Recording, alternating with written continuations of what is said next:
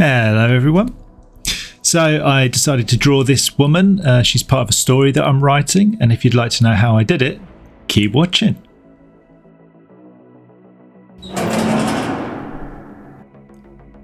So I start off with the basic shape, just sort of working out where the eyes are going to go, and the nose and the mouth and the chin and the jawline, and try and sort of find a sort of steady looking face. I have noticed that the nose was quite long, so I do shrink that, so don't worry. So here I am just mapping out the hair. And then I move on to fixing the nose and applying the shadow. And then I just go back to the hair and I just try and sort of work it out a little bit more. I quite like the tassels coming down from the ears. And I like a bit of hair going down over the face, because then you can do a bit of shadow later on and make it look more three-dimensional. Something to think about. Next I had to consider her costume, and she's a prisoner, so I used Pinterest to get the collars correct. Now I just get the basic hairline drawn out.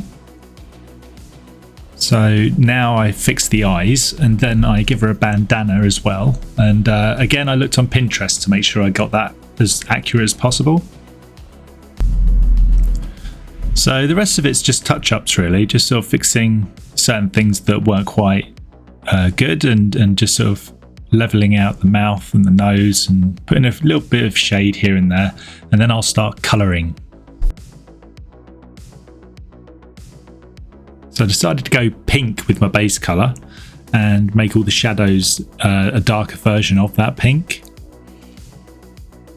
And so I mixed it until I sort of felt like I got a good contrast of light and shadow. And then I put in some highlights. Just where I think the light would be hitting, which I think is more top down in this image. So now I've done the skin, the jumpsuit and the bandana.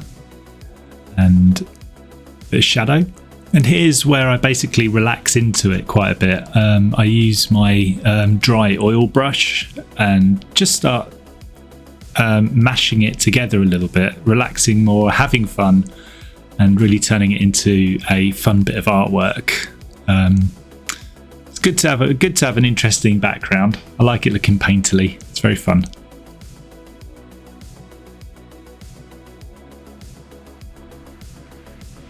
So now I'm just sort of playing around with doing all the contrasts, so putting in a bit of shadow, change my mind there, but then I sort of bring it back and I use a sort of darker version of the violet. I'm just trying to give it contrast basically, and then I'll start using the smudge brush or the blender brush in Procreate to just kind of smooth out some of these lines, and perhaps play around with the line art and reduce the opacity as well, and try and sort of bring the colourful version of it a bit more to the fore and move the line work a little bit to the background.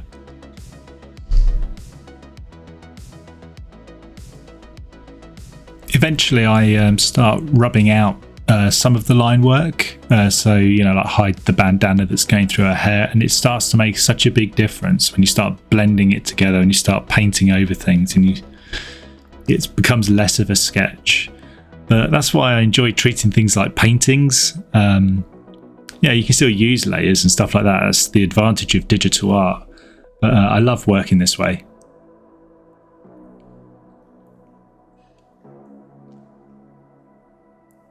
So yeah, here I am just sort of painting over it now.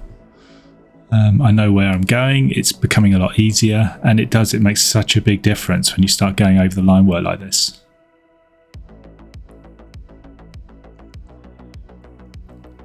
So here I'm starting to smooth out some of the lines and soften them, and just play around, and I can sort of smudge the colours together and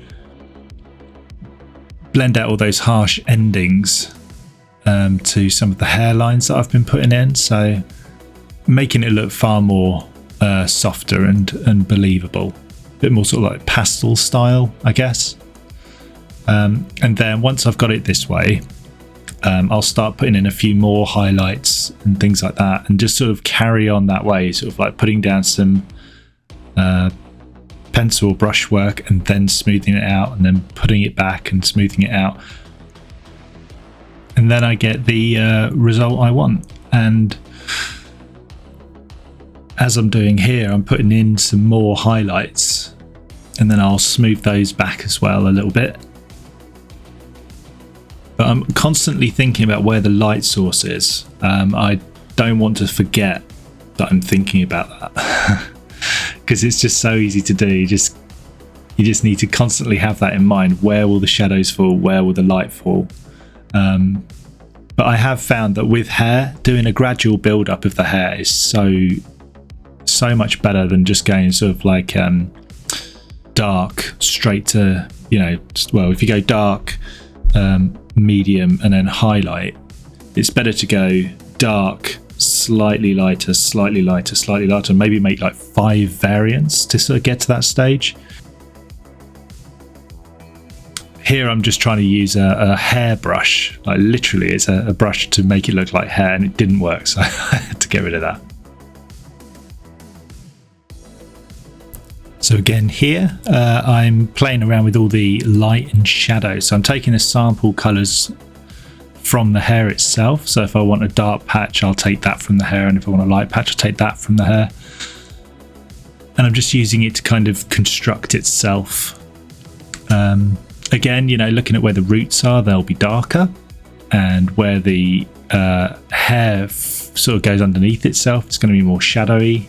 And constantly thinking about it, use references all the time, putting in the shade on the bandana and on the face, and then you can remember where to put the highlights as well, which would be in the opposite place.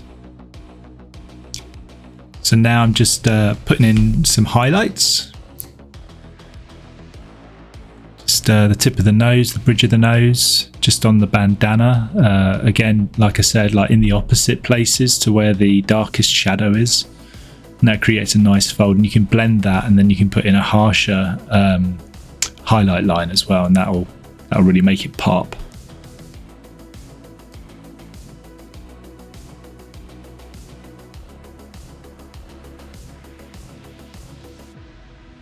And then I just try and sort of like incorporate the background. So I've changed it to a hard light to really make that orange and everything else really stand out. And now with my dry oil brush, I'm just having a lot of fun, just kind of blending everything together, really mucking around, and not being as rigid as I sometimes can be. And I usually find being rigid really slows me down as well. I like being loose and fun with my art. I think it shows I'm enjoying myself, if I'm honest.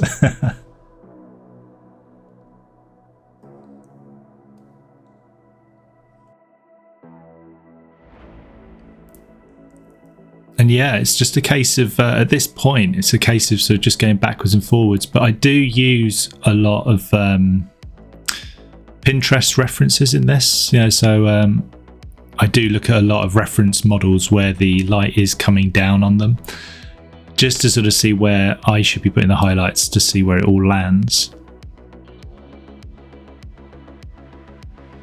And then I've done some like slightly harsher lines going down. You can see me deleting them actually right now. But I do put some of them back, but that's the beauty of like digital art, is you can just undo things. You can test them out more. It's far more forgiving than doing it on a canvas. And as you can see around the chin, I've done the reflection of the jumpsuit on her chin and the background on her chin. And that really makes it look more three-dimensional.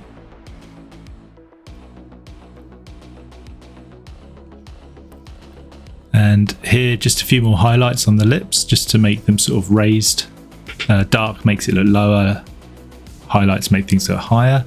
And putting in the shadows behind the hair as well. And then finally her green eyes, which I think came out really, really well. I used 3 different types of green and color dodge as well.